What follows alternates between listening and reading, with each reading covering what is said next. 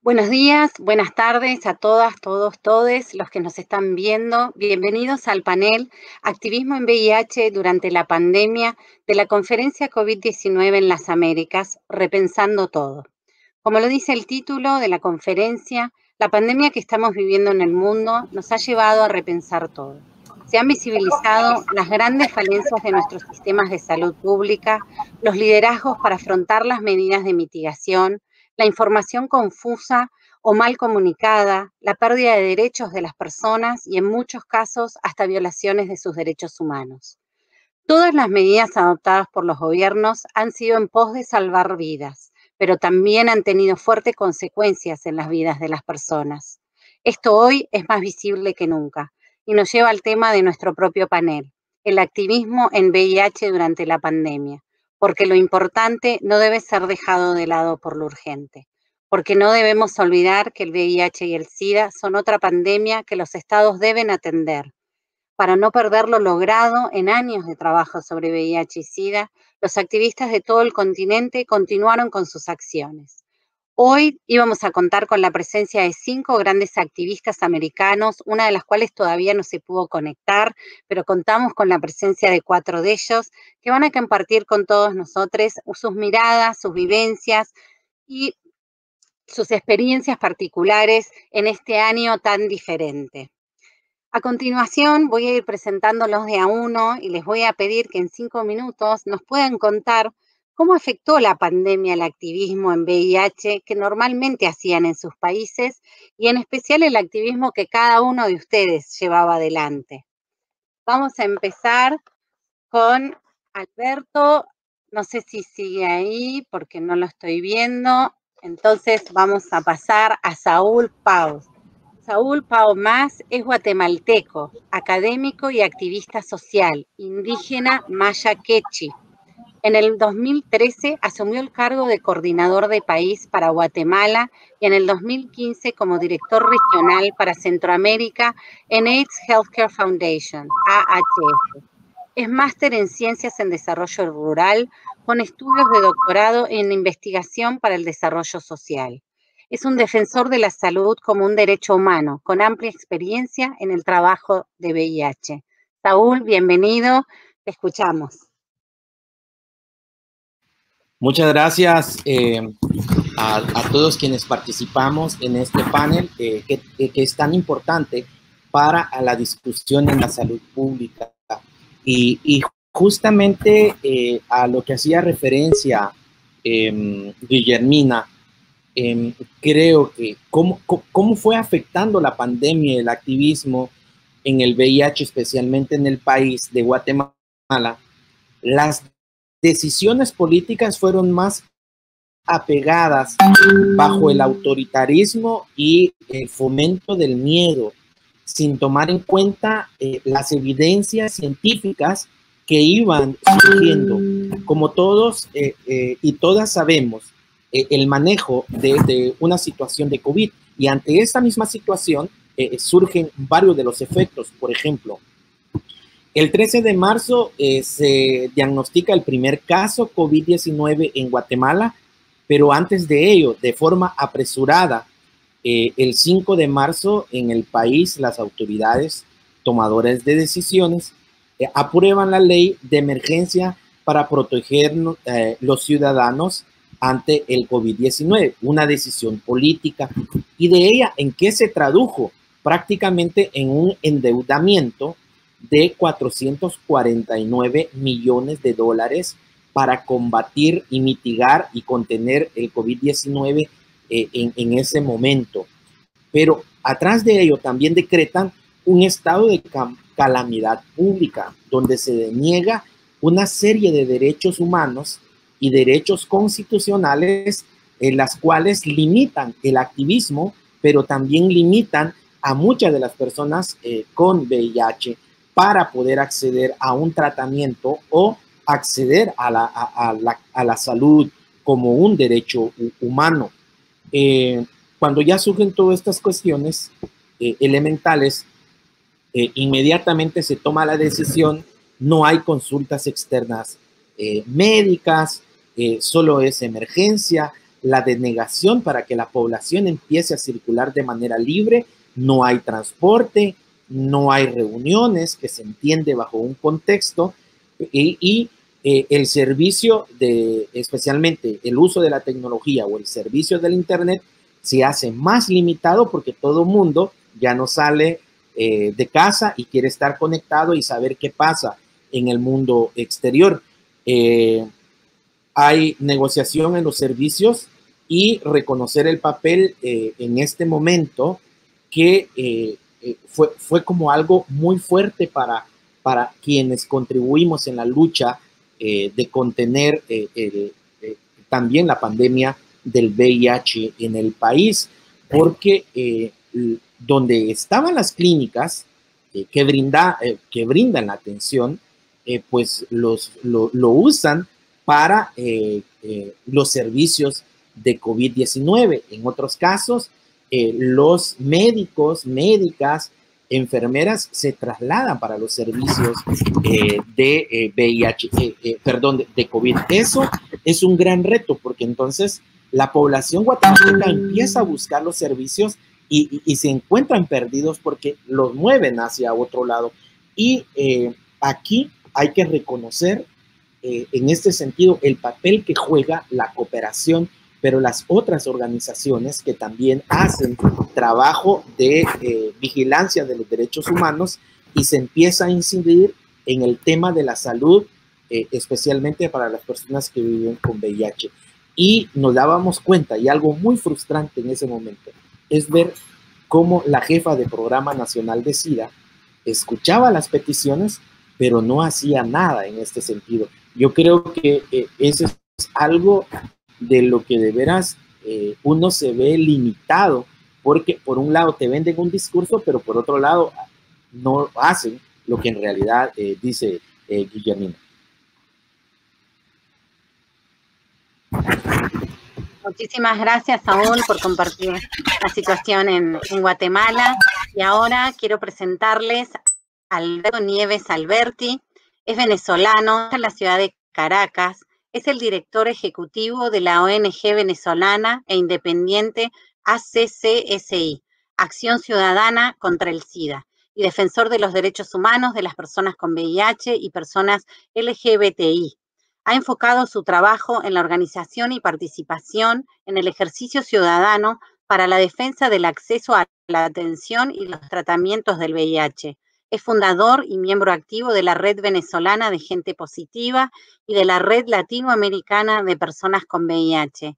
Alberto, te damos la bienvenida y te escuchamos. Tenés que desmutearte, por favor. Gracias. Gracias, Guillermina. Gracias y bueno, agradecido por esta invitación que nos hacen para participar en este panel tan importante y sobre todo compartiendo con gente con un activismo importante también en la región, ¿no? Bueno, yo les tengo aquí una presentación. Voy a presentarla.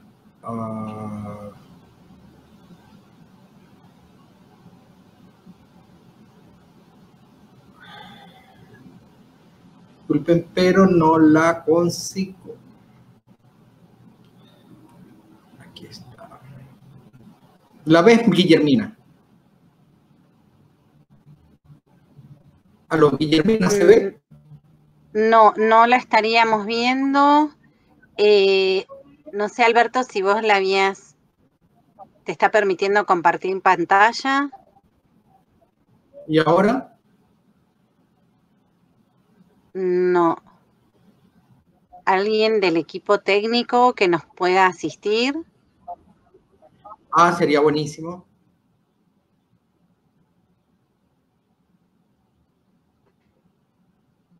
Si querés, Alberto, si no, podemos seguir con Alain y a ver si nos contesta la gente de la producción o si podés hacerlo sin la presentación. Es una lástima porque me gustaría tenerla. Porque dice que el personal técnico el personal técnico ¿Y ahora? Tu conexión es demasiado débil para poder compartir. Ese es el problema técnico que estamos teniendo para que puedas compartir pantalla.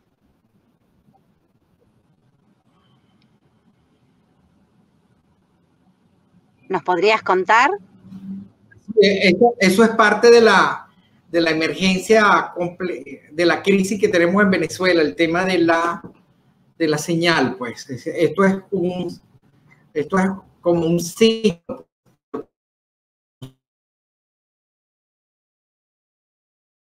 Bueno, la señal de Alberto parece que está cada vez más débil. Lo que sugiero es que podamos avanzar con Alain, que ahora voy a presentar. Ahí está. Ahora Alberto, sí. ¿nos escuchás? Sí, te escucho. Bueno, estas son las cuestiones también que pasan con toda esta virtualidad que estamos teniendo. A ver, Alberto, si nos podés contar cuáles son tus vivencias y experiencias en Venezuela durante esta pandemia. Lástima que no vamos a poder compartir la presentación. Adelante. Qué lástima. Bueno, como les decía, bueno, en Venezuela tenemos una emergencia humanitaria compleja que data del año 2015. Nosotros en Venezuela, esta pandemia, esta emergencia humanitaria compleja, de acuerdo a Naciones Unidas, está definida como una crisis de origen político que ocurren por la ruptura total o considerable de las estructuras de poder a causa de conflictos internos o externos, requiriendo una respuesta y coordinada con apoyo de la comunidad internacional debido a la complejidad y devastadoras consecuencias humanas, económicas y sociales. Una emergencia humanitaria compleja desborda las capacidades internas de los países y en algunos casos un profundo debilitamiento de las capacidades internas. También produce un alto sufrimiento humano donde existe un abuso de poder y privación de los derechos humanos. También se producen en situaciones donde existe un uso arbitrario o abuso del poder.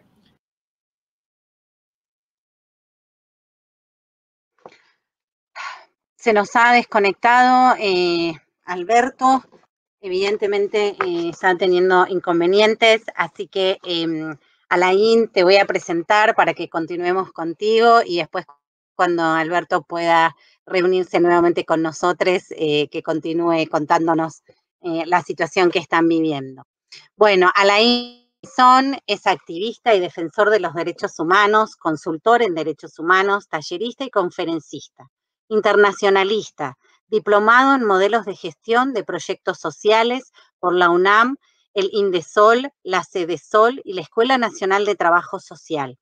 Diplomado en racismo y xenofobia en México por la UNAM, la CNDH, la CONAPRED y la Red Íntegra. Actual miembro y cofundador del Consejo Ciudadano para VIH e ITS de la Ciudad de México. Miembro en 2017 y 2018 de la Red Ciudadana por la Igualdad y la No Discriminación del Consejo para Prevenir y Eliminar la Discriminación de la Ciudad de México. Actual miembro y fundador del Grupo Silvia Rivera, Mujeres y Personas LGBT de Amnistía Internacional México. Fundador y director del Grupo de Apoyo Comunitario Vive Libre para personas con VIH y personas aliadas. Miembro del Community Advisor Board del Instituto Nacional de Ciencias Médicas y Nutrición, Salvador Subirán. Articulista y columnista en los sites homosensual.com y anodis.com. Miembro del grupo de actualización de la guía de manejo antirretroviral para personas con VIH en el 2019 y actual miembro del Comité de Actualización Integral 2020 de la misma guía publicada por CENSIDA y la Secretaría de Salud. Es miembro del Observatorio Nacional de Hepatitis C en México. Así que, Alain, bienvenido y escuchamos que nos cuentes cómo lo han vivido en México. Muchas gracias, Guillermina. Es un placer estar con todas y todos ustedes aquí en este espacio. Gracias a HF por la invitación. Empezaría diciendo que antes de la pandemia traíamos muchos problemas en materia de VIH y derechos humanos en México. Sin embargo, con la pandemia todo vino a ser a peor. La pandemia de la COVID-19 ha sido como una lupa y también un pretexto bastante grande para los gobiernos de todos los niveles. Antes de la pandemia teníamos problemas de desabasto, de seguimiento virológico, de acceso a los antirretrovirales y, por supuesto, de acceso en los diagnósticos recientes. Sin embargo, con la COVID-19 parecería que todos esos problemas fueron dejándose de lado y todos los esfuerzos económicos, materiales y humanos se fueron para atender a esta nueva pandemia. Sin embargo, me parece que es un pleno desconocimiento de las autoridades, tanto federales como estatales, el que no se tengan primeros servicios de primer nivel. Eso sería lo primero. Tenemos servicios de primer nivel en Secretaría de Salud. El gran problema, también tendría yo que explicar, en México es que tenemos un sistema de salud fragmentado. Tenemos un sistema de salud fragmentado, no es único. Tenemos varias instituciones de salud que atienden a diferentes personas de acuerdo a su contexto laboral y también a su contexto, pues, económico. Tenemos el Instituto Mexicano del Seguro Social y el ISSSTE, que son instituciones de las cuales tienen derecho a biencia, es decir, tienen una vigencia, ¿no?, actualizada de derechos, entre comillas, en las cuales les permite tener este acceso a estos institutos. Y tenemos a Secretaría de Salud, que es, en materia de VIH, tienen a todos los capacits estatales en absolutamente los 32 estados y en algunos tienen hasta algunos más. En los capacits estatales, esos servicios son de primer nivel, ¿no? Es decir, en este momento y en toda la pandemia, estos servicios han estado abiertos a su mediana o mínima capacidad, pero han estado abiertos, ¿no? Todos. Sin embargo, en estas dos instituciones con derechohabiencia, tanto el IMSS como el ISSSTE, no hay servicios de primer nivel. Todos sus derechohabientes se atienden en servicios de tercer nivel, es decir, en servicios especializados o en servicios ya de hospitalización, ¿no? Ahí están las unidades de atención a VIH. Y con toda la conversión a hospitales de COVID-19 o para atender la COVID-19, pues obviamente se cerraron. ¿Qué les decimos a todas esas personas que no pudieron tener acceso a sus antirretrovirales, a sus citas, a sus laboratorios médicos, a su seguimiento virológico en general? ¿Qué les decimos a las personas que están recibiendo un diagnóstico en marzo, abril, mayo, junio, julio, agosto, septiembre, octubre, noviembre? ¿Qué hacemos con estos nuevos diagnósticos? Además de que, por supuesto, la detección, es decir, parte de la prevención es la detección de VIH. Y la detección de VIH en México, comparando los datos de Censida en 2020, comparados con el segundo trimestre del 2019, la detección de VIH bajó un 57% en todo el país, es decir, más de la mitad. Y un 59% en sífilis, más de la mitad. Esto nos refiere a un problema de salud pública muchísimo mayor en los próximos años, porque si de por sí el VIH en México, en la mayoría o en muchos casos, la detección de VIH se hace en una etapa tardía, es decir, en una etapa de SIDA, de complicaciones, con estos números que nos están refiriendo el día de hoy, este año, la detección va a venir muchísimo mayor en casos ya relacionados al SIDA o en muchos de ellos ya con complicaciones graves y con peligro de muerte. Me parece que hay esfuerzos, ¿no? Hay que reconocer los esfuerzos que se están haciendo. Los esfuerzos del Estado, ahí están, pero no son suficientes. No son suficientes para las personas con VIH, no son suficientes esos esfuerzos. Han sido pincelazos de querer mejorar, pero no vemos tampoco una buena voluntad para hacerlo. Muchísimas gracias, Alain, por contarnos la situación que están viviendo en México. Ahora quisiera presentarles a Violeta Ros. Violeta es boliviana, es antropóloga con estudios de maestría en género, salud sexual y reproductiva. Es fundadora y actual presidenta de la Red Nacional de Personas con VIH en Bolivia y desde el año 2000 ha asumido muchos cargos de representación en diferentes juntas y organismos internacionales. Violeta es una investigadora y oradora que aboga por el acceso universal a la salud, por los derechos humanos de las personas con VIH y por una vida libre de violencia.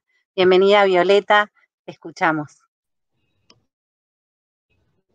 Muchísimas gracias. Realmente un gusto estar en esta sesión. Bueno, yo quería resumir mi presentación diciendo que la pandemia de COVID tuvo un impacto, tiene aún un impacto directo e indirecto en la respuesta al VIH. El impacto directo lo observamos en la cantidad de personas con VIH y de poblaciones clave que se contagiaron, algunos se enfermaron y otros fallecieron. Y el impacto indirecto observamos en todas aquellas afectaciones que la pandemia de COVID ha hecho a la respuesta a VIH. Yo hace poco terminé un diagnóstico sobre las necesidades de las personas con VIH en Bolivia en la pandemia de COVID y hemos listado por lo menos 6. Una relacionada a medicamentos y equipos, 2, personal de salud y presupuesto, 3, estigma, discriminación y violencia, 4, interrupción de los servicios de prevención, 5, agudización de la pobreza y las inequidades, y 6, la inestabilidad política. Esto resumiendo en grandes palabras lo que ha sucedido. Cada uno tiene bastantes aristas para decir que la pandemia de COVID realmente ha afectado todo lo que hacemos. Hemos tenido que aprender a adaptarnos a la virtualidad. Para mucha gente es todavía muy complicado, pero también es una oportunidad. Sobre las áreas que yo había mencionado, creo que tengo que decir algo muy pequeño sobre cada uno. En relación a los medicamentos y los equipos, hemos visto cómo medicamentos de VIH y equipos de VIH como el GeneXpert se empezaron a reasignar para el testeo de COVID o para la profilaxis supuestamente de COVID, ya que surgió el rumor que Kaletra podría prevenir COVID. Entonces mucha gente empezó a comprarse Kaletra y esto envió un mensaje a las personas con VIH que estamos protegidos, lo cual no es verdad, porque personas con VIH en tratamiento antirretroviral se contagiaron de COVID.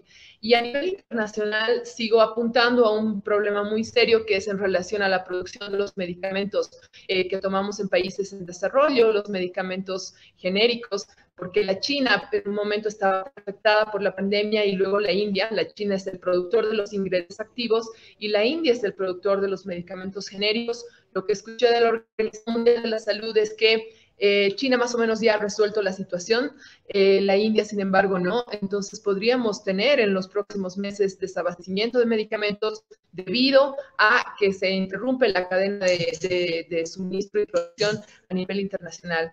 En relación al personal de salud y los presupuestos, como los gobiernos han estado gastando casi todo lo que tenían para responder a VIH, pues no sabemos cuál será el estado de la asignación presupuestaria. Me refiero al presupuesto público para VIH en 2021 y bastante personal de salud ha fallecido y estas eran gente capacitada en VIH que nos atendía. Estigma, discriminación y violencia. Bueno, hemos tenido la agudización de esto que habíamos construido con tanto esfuerzo en los últimos años en VIH. Hemos retrocedido, yo creo, unos 5 o 7 años. La interrupción de los servicios de prevención, porque no tenemos ni siquiera medidas como la estrategia PrEP o el diagnóstico, el autodiagnóstico para comprar el test en las farmacias. Entonces ha habido mucha limitación. ¿Y qué decir sobre la agudización de la pobreza y las inequidades? Estuve leyendo un informe que señala que los multimillonarios de Estados Unidos se volvieron más ricos durante el tiempo de la pandemia y mientras los pobres que estábamos viviendo en pobreza, luego que teníamos carencias, estamos pasando a la sobrevivencia. Es muy complicado. Las inestabilidades políticas de la región, debo mencionar Chile, Bolivia, Perú y otros países que estamos cambiando de ministros, de presidentes todo el tiempo y eso causa una gran inestabilidad para poder planificar nuestras acciones con los gobiernos. Esto sería lo que tengo que contar. Gracias. Muchísimas gracias, Violeta. Como habrán escuchado, 3 países, 3 vivencias, en muchas cuestiones similares, sistemas de salud, liderazgos, situaciones políticas, diversas situaciones que como países latinoamericanos las vivimos casi por igual, pero con algunas particularidades. Hemos logrado que vuelva Alberto, así que Alberto, te voy a dar la palabra para que puedas terminar tu presentación y después bienvenida Giseli. Una vez que termine Alberto, te daremos la palabra a ti después de que te pueda presentar, ¿sí? Para que puedas contarnos cómo ha afectado la pandemia en el activismo del VIH en tu país y particularmente cómo ha afectado el activismo que llevas adelante en Perú. Así que, Alberto, nuevamente esperemos que siga. Tenés que desmutearte.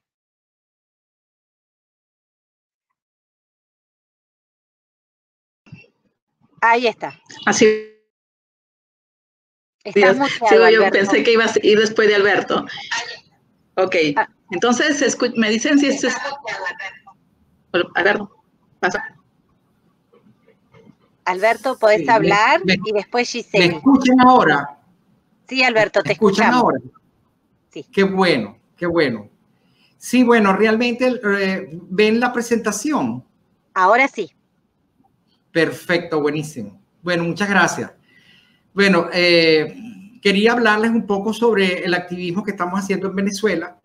Yo quería, bueno, realmente informarles de que en Venezuela, como ustedes bien saben, que en Venezuela tenemos una emergencia humanitaria compleja que viene desde el año 2015, la cual se ha producido debido a que en Venezuela, por el declive y el desmantelamiento de las instituciones del Estado, por la provocación de los derechos humanos, el tema del debilitamiento de las estructuras de poder y además el tema de que se han perdido prácticamente las capacidades internas del país. Todo esto ha producido un aumento del sufrimiento humano con grandes amenazas para la seguridad de la población venezolana. Algunos datos nos pueden describir esta emergencia que estamos viviendo en Venezuela, como 7 millones de personas requieren asistencia y protección humanitaria. Hay un 96% de pobreza y un 76% de pobreza extrema. Hay una inseguridad alimentaria de más de 1/3 de la población venezolana y hay un desplazamiento masivo de 5 millones de venezolanos, que ya ustedes lo han visto en sus países cuando pasan los venezolanos y están instalados en sus países tratando de salvar sus vidas porque su tierra natal no se los permite ni se los garantiza. En Venezuela el salario mínimo es en este momento de 25 centavos de dólar. El desmantelamiento ha sido muy fuerte y en este momento, a raíz del debilitamiento de la gestión pública, de la respuesta en materia de VIH, fue peor y se profundizó cuando la llegada del COVID. Hay datos que pueden decir que más o menos para que ustedes se den cuenta de la situación, hay un 40% de las personas con VIH en Venezuela que ingieren terapia antirretroviral y apenas un 17% de las embarazadas con VIH recibieron terapia antirretroviral. En el año 2009, en octubre, una organización internacional que analiza y evalúa a todos los países del mundo evaluó las capacidades que tienen los países para mitigar la propagación de epidemias y pandemias.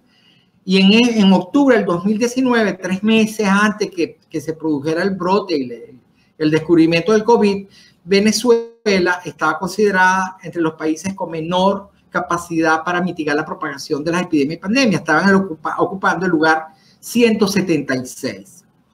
Bueno, el COVID llega a Venezuela, y Venezuela la recibe sin agua y con un sistema de salud colapsado. Y aquí hay una foto, como ven, la población venezolana, esta a diario, cómo se ve el tema del agua, de una cosa tan básica. Nos mandan a lavar las manos para protegernos del COVID, sin embargo, ¿con qué agua si no nos podemos proteger? Data oficial de personas con VIH.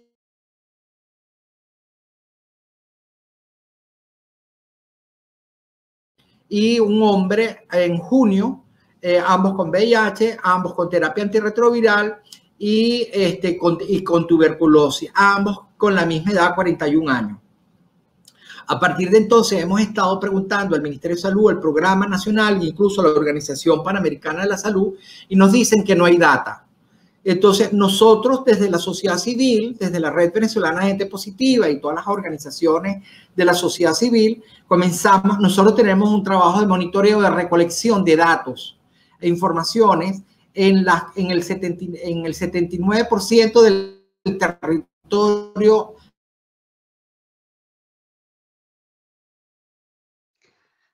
Alberto se nos ha caído nuevamente con su internet, así que mientras esperamos que pueda restablecer su conexión, voy a presentarles a Giseli. Giseli Flores Arroyo es fundadora y directora de la Red Peruana de Mujeres con VIH. Es miembro del Comité de Gobierno de la Red Latinoamericana de Personas con VIH. Asimismo, hace parte de Girls Not Brides, la alianza global para terminar con el matrimonio infantil.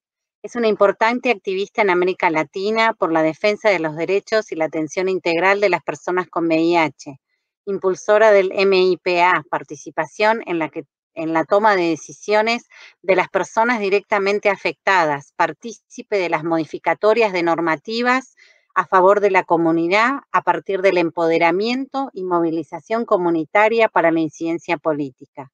Giseli es feminista, activando en contra de las violencias hacia las niñas y las mujeres sin distinción de género. Giseli, me parece que también está teniendo algún problema con la conexión justo ahora. No sé si nos escuchás, estás muteada. Si querés podés estar sin cámara y desmutearte y conversar con nosotros. O si no está pudiendo. Giseli, ¿nos escuchás? Bueno, parece que tampoco. Hoy estamos complicados con las conexiones. Bueno, después de escuchar las diferentes experiencias. Yo les escucho perfectamente. Giseli, bueno, aunque no te podamos ver, te podemos escuchar. ¿Me escuchan? Bienvenida. Sí, te escuchamos. Bienvenida. Ok. Gracias. Yo las escucho perfectamente, bueno, primero, saludos a todas, a todos y a todos nuestro público que nos escucha. Gracias por esta invitación tan importante, por permitirnos dar nuestra voz sobre el tema de COVID y VIH. Sí, lamento que haya esta interrupción con el Internet. Estamos muy débiles en los países con Internet. COVID-19 llega a nuestro país, a Perú, en medio de un contexto político ya bastante convulsionado, que se conoce en América Latina, ¿no? Al año, a este cuarto año del último gobierno, hemos pasado por 4 presidentes, lo que significa que los ministerios también se debilita todo el ejecutivo y hay una confrontación importante entre el legislativo y el ejecutivo, lo que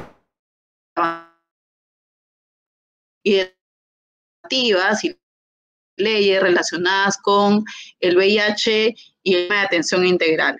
También nos encuentra con un problema muy grande socioeconómico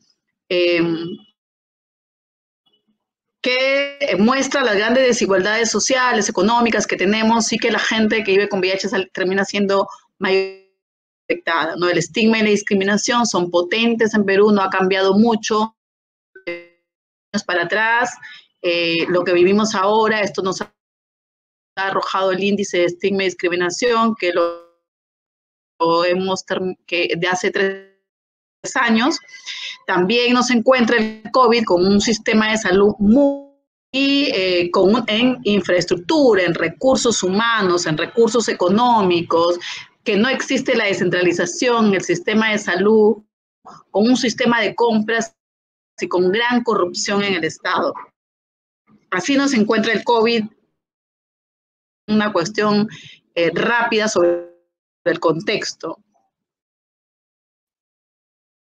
En ese sentido, el impacto que cobra el vivir en nuestro país, el activismo, por ejemplo, normativas sin que avance la morbilidad y la mortalidad para proteger el tema de la confidencialidad, que puedan recibir sus tratamientos en cualquier hospital del país.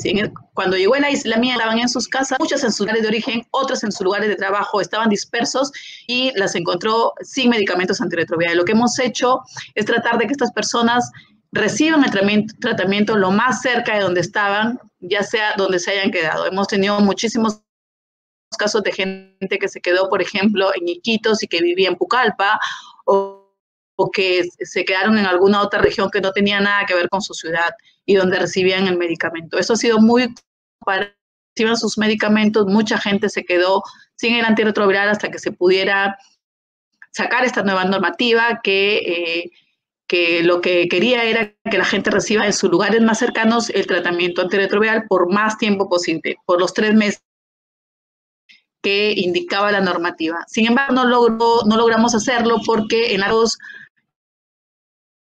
partido medicamentos cada 15 días o cada mes, lo que ha hecho que se exponga a la gente con VIH muchísimo al tema de COVID, ¿no? Los infectólogos que estaban a cargo de las personas con VIH se han dedicado en exclusivo a COVID y los hospitales terminaron por convulsionar. Así que la gente que vive con, tenemos más o menos de 200 personas que viven con VIH que han muerto por COVID porque no han sido atendidas además en los hospitales. Demasiada discriminación, demasiado estigma, los que lograron ingresar al sistema de salud, por ejemplo, a la emergencia, pero ya no lograban entrar les coloquen los equipos respiradores porque tenían VIH. Y la mayoría de la gente que tuvo VIH murió en sus casas con falta de oxígeno, con falta de recursos. No hubieron recursos y no hubo un aprovisionamiento importante para que la gente tuviera acceso, por ejemplo, al oxígeno, a los medicamentos, a mascarillas, a jabón, a alcohol, a lo que era necesario para que la gente se mantuviera. Lo que menos tenían también eran alimentos, ¿no? El tema del hambre, aquí pudo mucho más, el miedo, el temor al hambre, la gente empezó a salir en un tercer y cuarto mes y se expuso muchísimo al COVID. Aquí hubo mucho, como que le llaman, inmunización del rebaño en ciudades del norte del país, en ciudades de la selva, donde más del 70% de la gente tuvo COVID. Perú fue uno de los países que tuvo alta mortalidad hasta el momento. Creo que fue el tercer país del mundo que tuvo alta mortalidad en COVID, y ahí se fue nuestra gente que vive con VIH y activistas, porque nos tocó con la municipalidad con los gobiernos locales por el tema de alimentos, porque necesitábamos alimentos. Mucha gente que vive con VIH por discriminación, trabajo, no tienen un permanente, ¿no? Tienen muchísimo trabajo del día a día, tienen que buscar sus recursos, y aquí también estaba la gente que había migrado, muchísima gente venezolana, hubo un éxodo increíble, nunca antes visto, de la gente que vivía en Lima y que se tuvo que regresar a sus provincias porque no tenían para pagar los alquileres, por ejemplo. Esto fue uno de los éxodos más grandes que hemos visto, y aquí también había gente venezolana que fue caminando desde Lima tratando de retornar a su país, porque también se mantienen en el día a día, porque el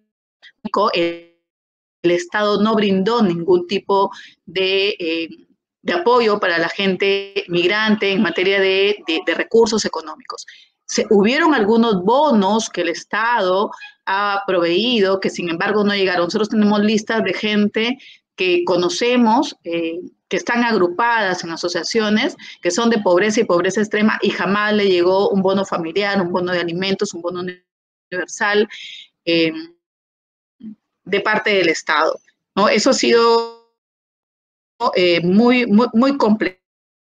El Ministerio de Salud se suspendió los testeos durante los primeros meses. El activismo, o las activistas y los activistas, lo que hemos insistido es que se abran los testeos para que también se entreguen los medicamentos antirretrovirales y se disminuya el riesgo de al momento de adquirir el COVID puedan desarrollar síntomas, y los mecanismos de coordinación comunitaria donde se encuentran comunidad mayormente LGBT fueron los que retomaron el tema de los testeos para que la gente conozca su diagnóstico, para que podamos presionar y se les entregue los antirretrovirales en tiempo y forma.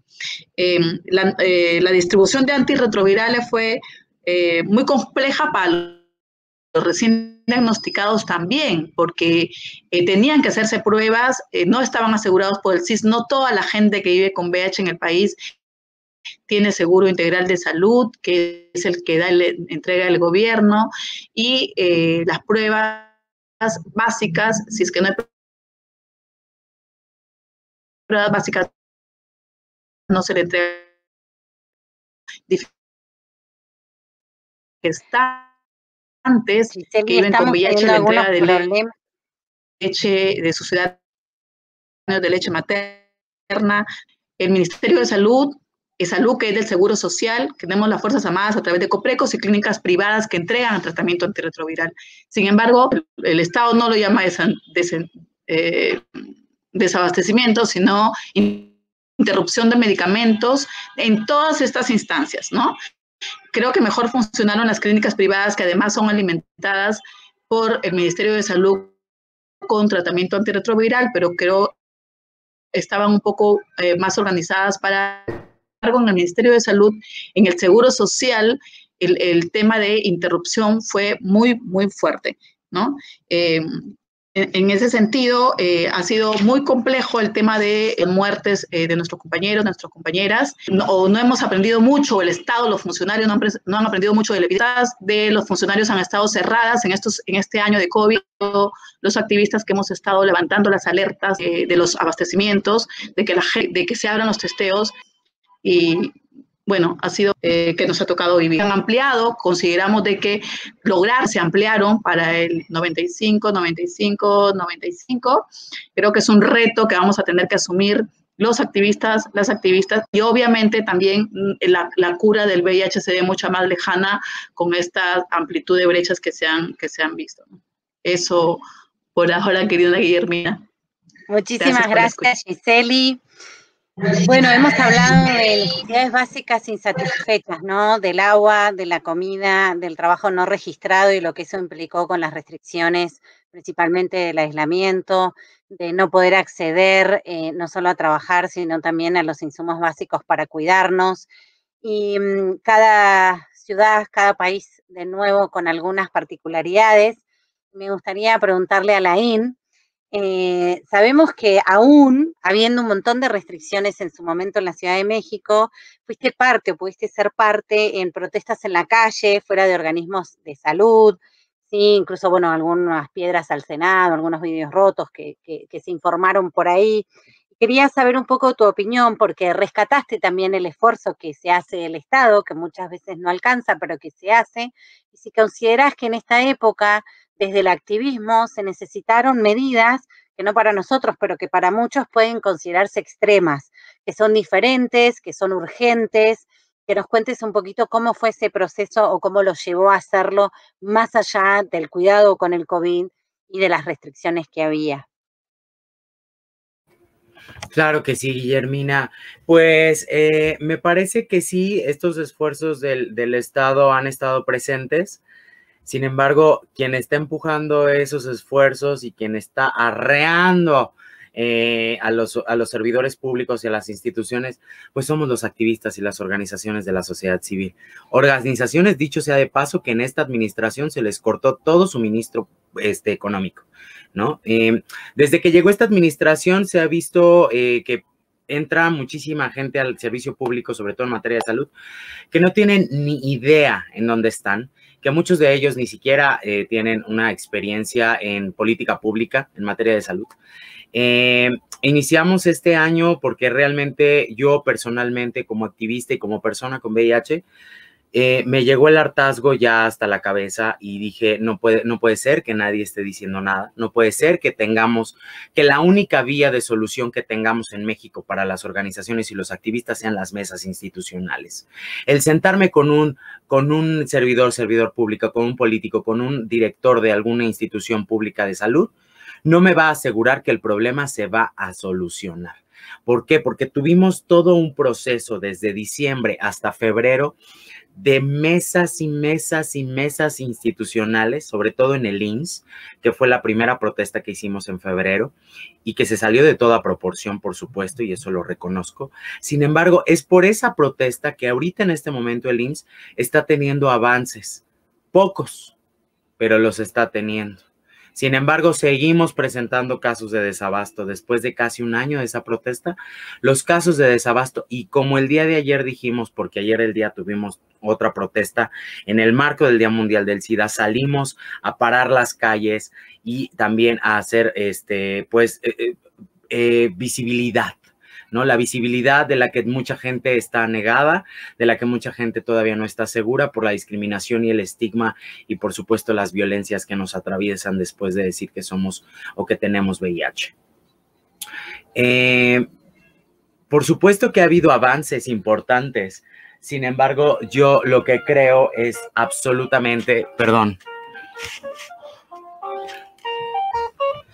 lo que creo también es que estos esfuerzos de verdad de la sociedad civil por mantenerse de alguna manera sobreviviendo en medio de todo esto, nos hace también cansarnos y hartarnos en días, y hay días en los cuales de verdad estamos rebasados totalmente de casos. ¿Cómo nos podemos explicar que una persona se detecte hoy y en el Instituto Mexicano del Seguro Social le estén dando una cita hasta dentro de 3 meses?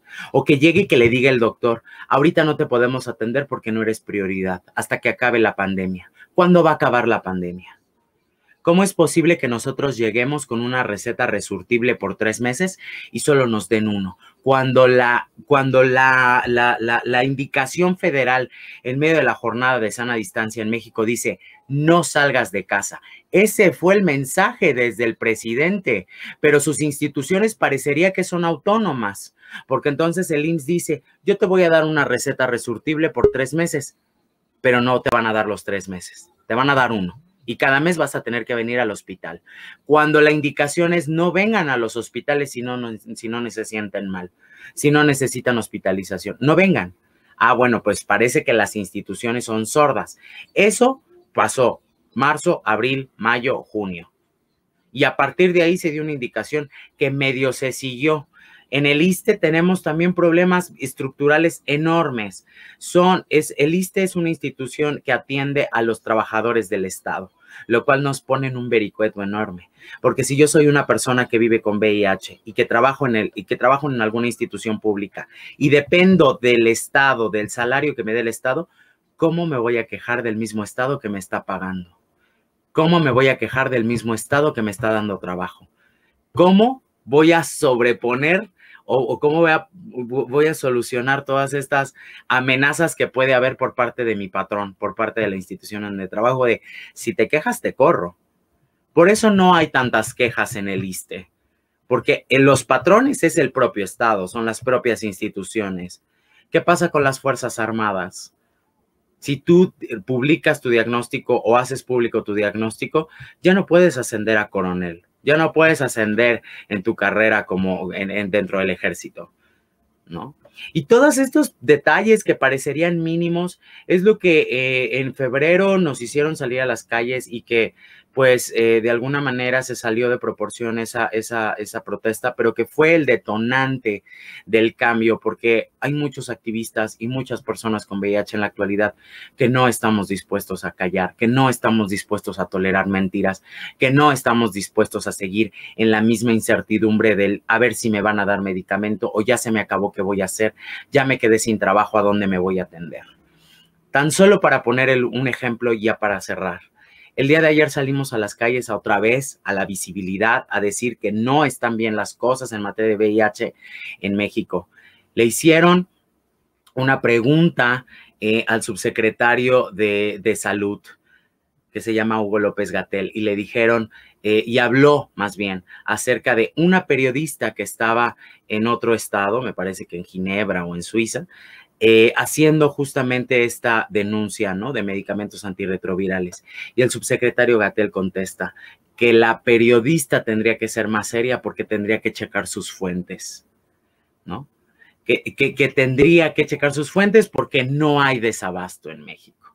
Bueno, ese tipo de mentiras son los que nos obligan a salir a la calle y son las que nos obligan a decirle a las instituciones y a los gobernantes que no sean mentirosos y que se pongan a hacer su trabajo, porque ellos no están para mandar a ninguna periodista a checar sus fuentes. Ellos están para dar soluciones, son servidores públicos, por eso se les paga y ganan un muy buen dinero todos los días y cada quincena.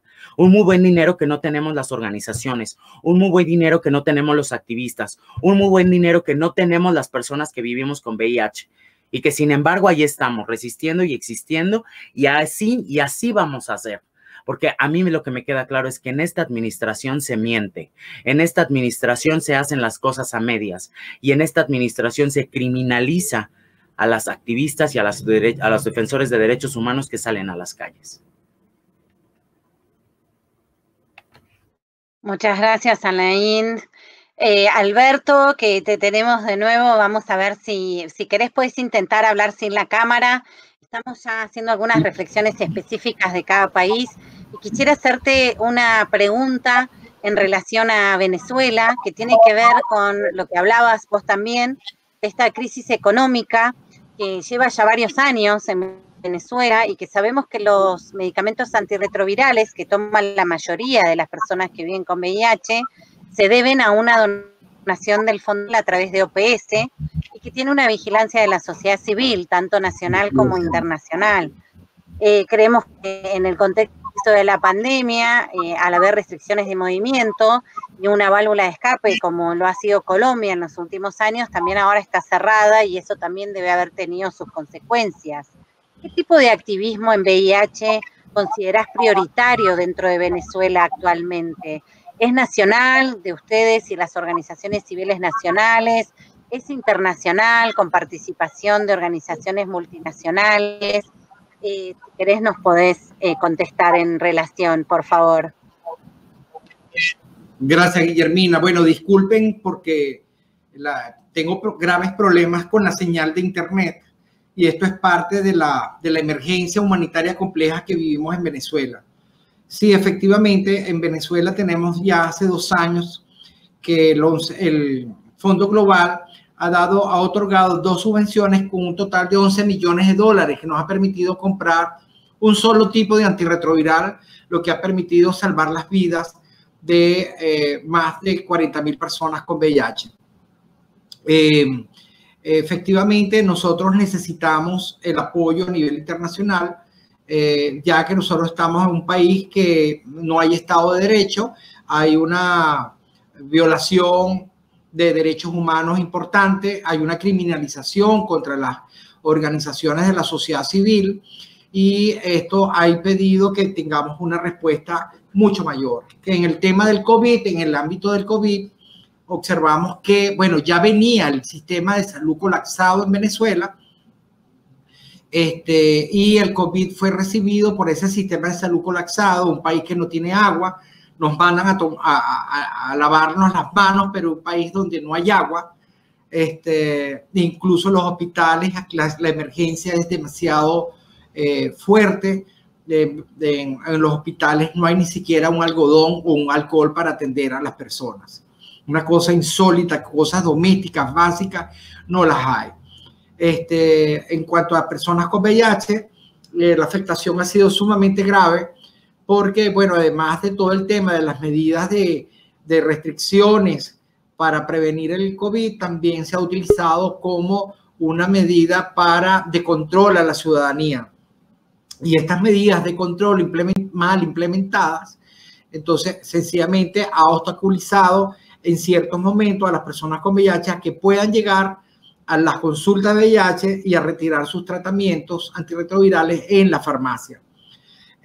Datos oficiales de personas con VIH afectadas por COVID, solamente hay dos datos que se conoció a través de una cadena presidencial de radio, prensa y radio, televisión y prensa a nivel nacional. Fue en mayo y en junio que informaron que 2 personas habían fallecido por SIDA, pero que habían fallecido por COVID.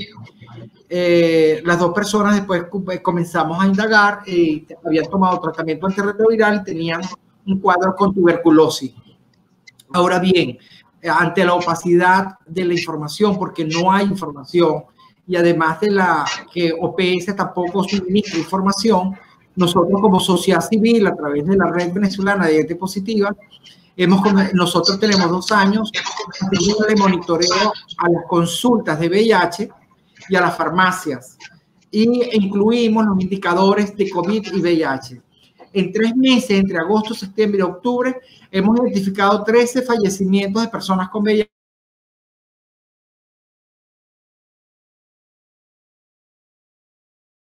Otras situaciones relacionadas con COVID. Entonces, estamos haciendo un activismo basado en evidencias, y la evidencia nosotros la estamos recogiendo prácticamente en el 80% del territorio nacional.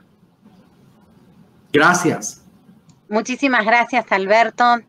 Violeta, nos contabas sobre las distintas situaciones de Bolivia y también hiciste referencia a las situaciones y las crisis políticas que no son privativas de Bolivia, sino que están sucediendo en muchos de nuestros países.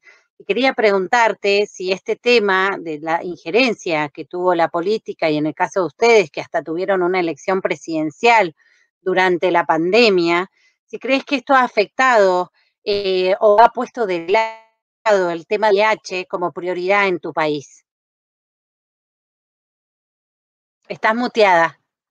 Tenés que sacarte el mute, Violeta.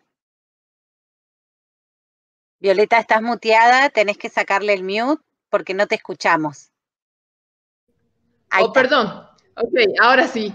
Bueno, les pido disculpas por estar cambiando de escenarios. Es que estoy en una reunión presencial, es muy difícil separar las agendas.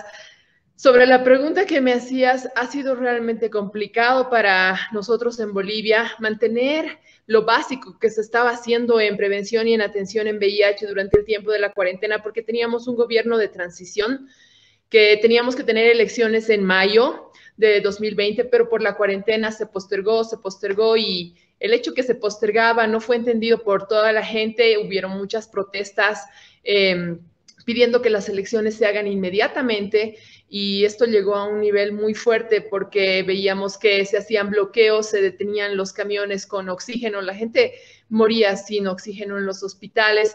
Esta fue la forma de presionar para que las elecciones se hicieran más rápido. Ahora tenemos ya un gobierno que ha sido elegido en octubre, pero hoy mismo, en la reunión que estoy, me acabo de enterar que el recientemente nombrado ministro de Salud, que es parte del partido de Evo Morales, había designado a uno de sus hijos en un cargo muy importante, por lo cual están pidiendo que lo cambien. O sea, el señor ni siquiera está 2, 3 semanas, creo, y ya lo van a cambiar.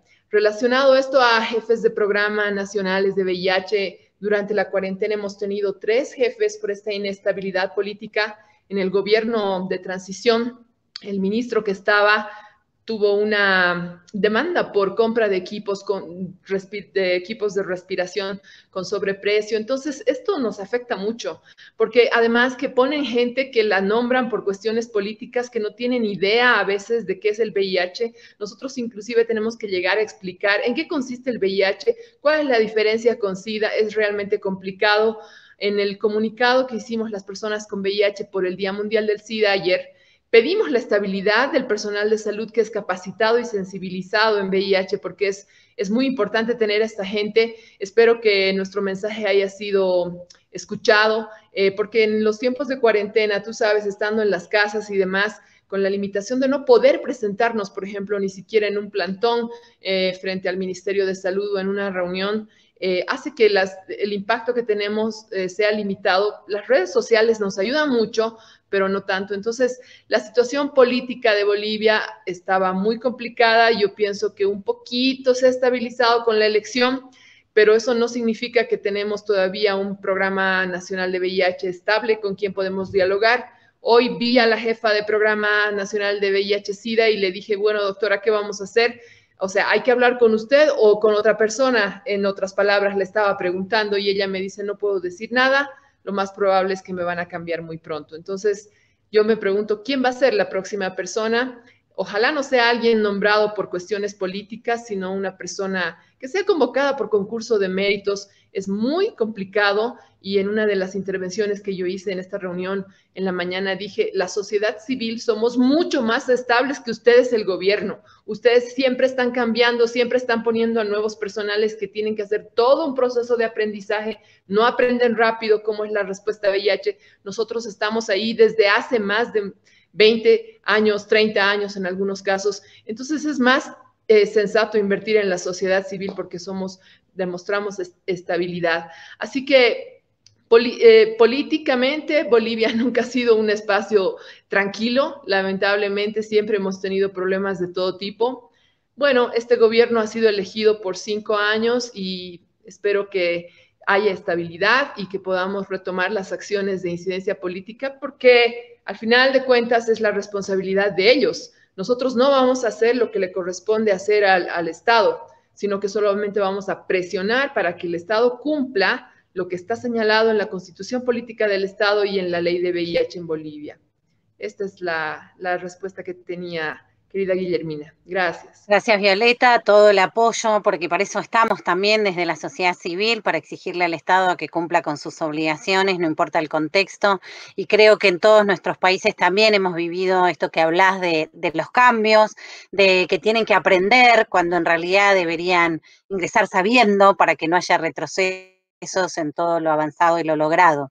En este mismo contexto y con una situación que vivimos muchos países latinoamericanos, que es la migración y los migrantes, quería preguntarte, Saúl, en relación a Guatemala, que también está viviendo momentos políticos muy particulares y álgidos, por lo que hemos visto en las noticias, pero ha sido un lugar de origen y también un lugar de paso de caravanas de migrantes de Centroamérica camino a Estados Unidos. Con las fronteras cerradas, me imagino que eso se ha dificultado y de alguna manera debe afectar en el activismo de VIH, no solo por los guatemaltecos, sino por todas esas personas migrantes que se quedan como en tránsito, ¿no? Queríamos saber si esto dificulta el activismo, si lo potencia, si crees que hay, si hay más riesgo en este contexto de la pandemia, por esta circulación migrante o cómo lo están viviendo. Estás muteado, Saúl. Ahí está. Ahora sí. Muchas gracias, Guillermina. Hablar de migrantes es básicamente también hablar las causantes del por qué se da la migración, porque seguramente nadie quiere abandonar su familia, nadie quiere abandonar su casa. Creo que es una decisión muy difícil que las personas toman en su vida. Sin embargo, también es importante revisar que esto es una decisión por causas históricas, no solamente en Guatemala, sino para la región latinoamericana en la que nosotros vivimos todos los días. 4 cosas bien importantes. La característica social en Guatemala, el 59.3% de su población es pobre. La canasta básica tiene un costo 3 veces mayor al salario mínimo y 1 de cada 6 guatemaltecos no llegan a ese salario mínimo. Y aquí es donde entonces vemos los retos de las cuales hay razones que causan la emigración. Y este dato es más duro cuando lo desgregamos y revisamos en la población indígena, porque 8 de cada 10 indígenas guatemaltecos son pobres. Y aquí hay un grueso número de la cual emigran hacia los Estados Unidos. Y como decía anteriormente, la migración es histórica y también es una responsabilidad de un sistema estatal que excluye a la población a especialmente satisfacer sus servicios mínimos y servicios básicos, como es la salud, como es la educación, como es para tener un trabajo digno. Y también ya viene a respuesta de la pregunta el contexto y la dinámica migratoria, no solamente de Guatemala, sino de la región centroamericana y que nosotros somos parte de las famosas caravanas de las que hace 2 años empezaron a hacerse más pública la migración. Y, pero hay una fuerte migración, especialmente de una caravana en pleno COVID-19, pero no solamente COVID-19, sino también seguramente mucha gente con el estatus serológico VIH también le correspondió migrar por todo el tema de discriminación, el tema de falta de oportunidades en cada uno de los países. Y a principios de octubre, 3,000 hondureños hacen esa caravana, y no solamente hondureños, porque después se les van uniendo al paso más poblaciones, que en este caso serían guatemaltecos. Sabíamos que las medidas de seguridad para Guatemala, todo extranjero debe presentar prueba de PCR para poder ingresar al país, y es como uno de los argumentos, pero no fueron suficientes argumentos. Decretan el estado de sitio donde rompen las garantías de movilización por el paso donde van a pasar los migrantes, es decir, nadie debe de reunirse por más de 20 personas, nadie debe de caminar después de las 6 de la tarde para las 6 de la noche, ya empezando las 6 de la tarde, antes de las 6 de la mañana. Esto prácticamente para nosotros también es un gran desafío. ¿Qué tenemos que hacer como una organización humanitaria que ayuda también a la respuesta del VIH, pero también la prevención y el tratamiento hacia el VIH? Y como HealthCare Foundation en Guatemala, armamos brigadas para colaborar, al menos para garantizar insumos básicos de prevención, sobre todo para la seguridad de COVID-19, pero también garantizar condones para la población migrante que lo desea, para prevenir también nuevas infecciones ante el tema de VIH.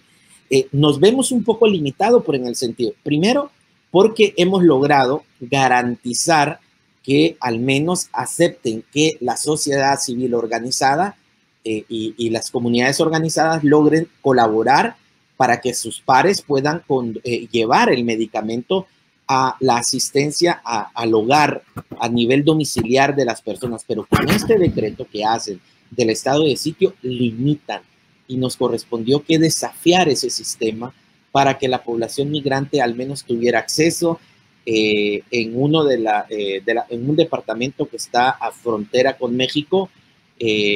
Recuerdo que se colocaron toldas, se hizo todo el preparativo, pero la población migrante a 80 kilómetros no fue posible llegar porque los bloquearon, fue una violencia muy fuerte y no permitieron, pero fuimos observando que los migrantes fueron llegando por parejas de 3, de 4, ante toda la vulnerabilidad. También hubieron muchos que lograron pasar, pero desafíos muy grandes, especialmente para nosotros, fue especialmente la entrega de del medicamento o el tratamiento para la población, pero también el auxilio que pudimos brindar en ese momento para la protección de la bioseguridad ante COVID-19 y también encontrar a migrantes que necesitaban el auxilio de dónde puedo tener una clínica más cercana para poder acceder a un tratamiento porque me quedé sin tratamiento. Y es bien importante porque el decreto 27 de 2000 que está en Guatemala, la ley que protege los derechos de las personas, en ese sentido permite que también los extranjeros puedan tener acceso a un tratamiento y eso fue lo que también logró ayudar en el paso que los migrantes tuvieron. Fueron 2 clínicas que colaboran en esto. Eso fue bien importante. Y el otro desafío, pero que también colaboró, fue el uso de la tecnología. Por ejemplo, el promover los servicios ante un contexto que no solamente era paso migratorio, sino una violación de derechos humanos del propio Estado por declarar estado de sitio en ese momento oportuno, Guillermina. Gracias. Muchísimas gracias, Saúl. Y brevemente, Giseli, no quería dejar de hacerte una pregunta a ti. Nos estamos quedando con pocos minutos también de este panel y quiero que le demos un cierre. Pero, Giseli, según la plataforma COVID-19 en lasaméricas.org, Perú tiene la tasa más alta de mortalidad de COVID por millón de habitantes. Sin embargo, creemos que no sabemos si la población peruana está consciente de eso, pero cuando tuvo que expresar su disconformidad, salió a las calles y en 5 días logró la renuncia de un presidente interino que consideraban no había sido correctamente asumido en su cargo.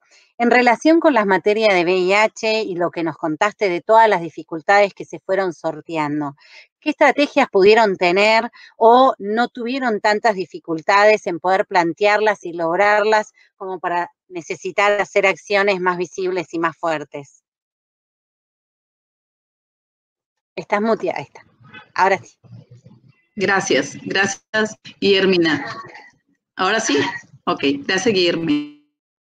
Sí, definitivamente lo que sucedió es que nos volcamos a la calle, la lista de diferentes frentes, salimos a las calles, fue una autoconvocatoria, creo que era importante tomar las calles, mostrar que había mucho más miedo por lo que nos podría pasar que por el propio COVID. Ya la gente estaba, tenemos la tasa más alta de mortalidad y la gran mayoría de la gente sabe que ha tenido el COVID y creo que tenían la seguridad de la inmunidad por test, así que salimos a las calles con todas las seguridades. Ustedes nos han visto en las calles con las mascarillas, con los protectores faciales, ¿no? Pero, sin embargo, a pesar de que hemos salido a las calles y a pesar de que hemos pedido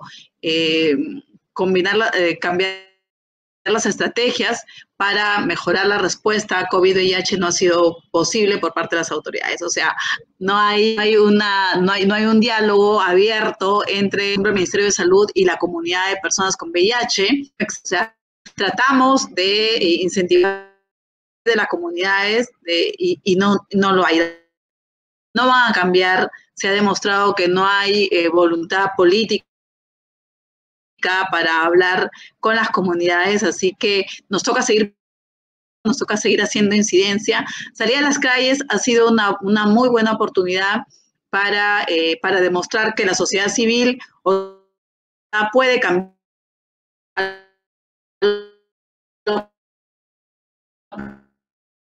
presidentes como lo hemos hecho con la corrupción en el Poder Ejecutivo, está en todos los niveles del sistema y también afecta, por ejemplo, el tema de las compras de medicamentos, ¿no? Y las nuevas compras. O sea, sabemos que hay corrupción en el Ministerio de Salud, que hay corrupción en la compra, hay corrupción por todos lados. Creo que esto hay que darlo. Las comunidades y los activistas tenemos que estar alertas y tener la capacidad de hacer mayor incidencia. Creo que las alianzas que estamos logrando, por ejemplo, del proyecto regional a través de los comités nacionales, comunidades que nos hemos organizado,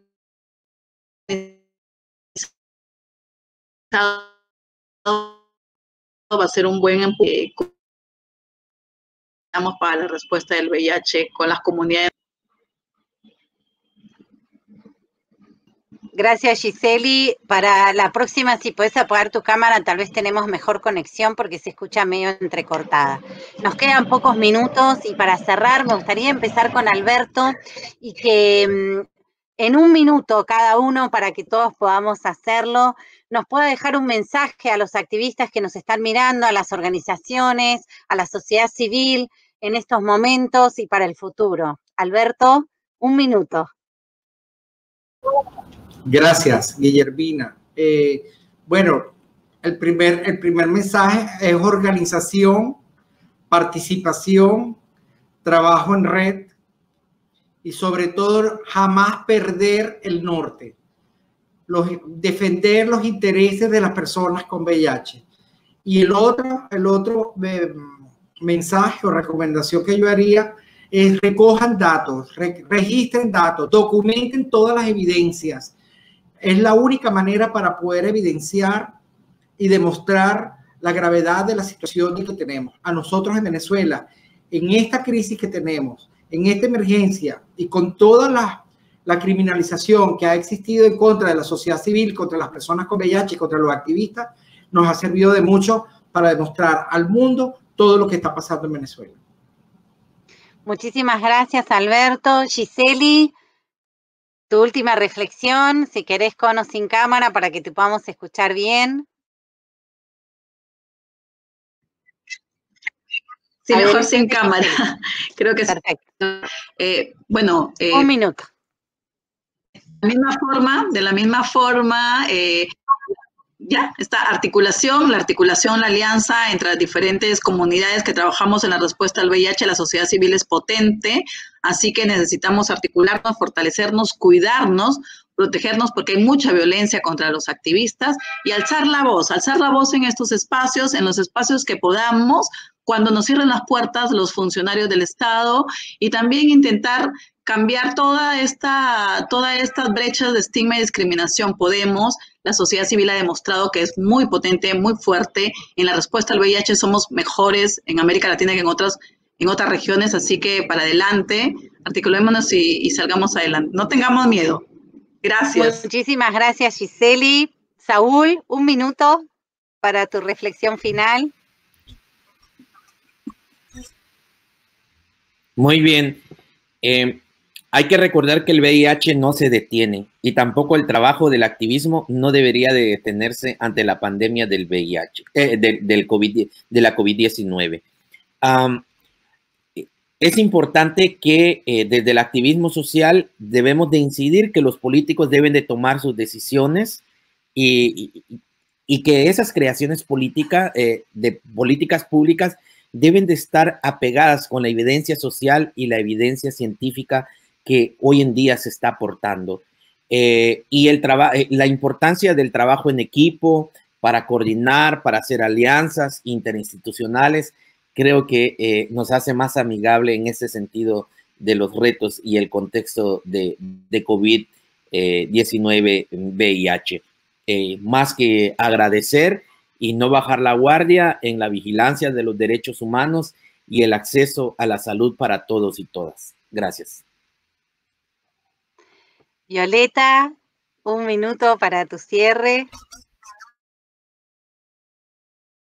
Mi última participación. Mi mensaje sería que, bueno, el futuro no es incierto. Sabemos lo que va a pasar. Nos viene una segunda ola. Sabemos qué hacer en la incidencia en VIH y SIDA. Y esto que parece un dicho solamente, la crisis es una oportunidad, esto es realmente cierto. Como nunca antes, los gobiernos, la sociedad civil, hasta los medios de comunicación están hablando de las carencias en salud. Nosotros tenemos que utilizar la emergencia sanitaria como una oportunidad para volver a poner el tema de VIH en la agenda del debate público, especialmente de los presupuestos. Gracias a vos, Alain. Un minutito para tu reflexión final.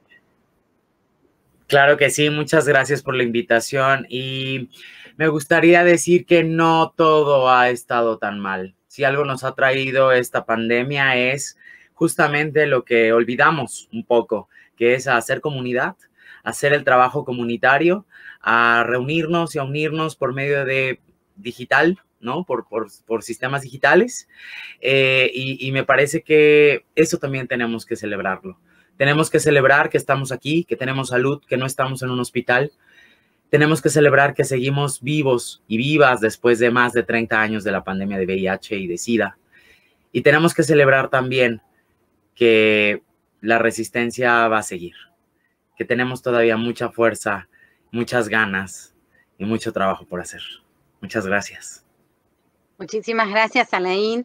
Quería agradecer a IAPAC, a HF, a la Universidad de Miami por estos paneles y esta convención a la cual nos han invitado, a los excelentes panelistas que compartieron hoy conmigo este panel y permitieron mi moderación. Pido disculpas por todos los inconvenientes que tuvimos en cuanto a conectividad, pero bueno, es parte de lo que vivimos.